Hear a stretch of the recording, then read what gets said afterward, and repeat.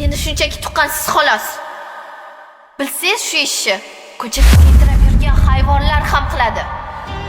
Siz aslida onalik nomiga noloyiqsiz. Noloyiq.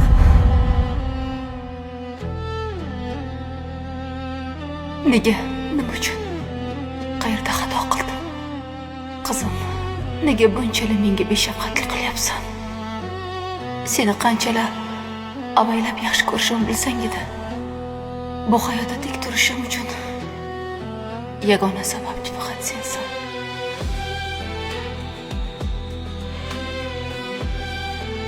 Qizim, tug'ilgan kuning muborak bo'lsin. Balog'at yoshing muborak.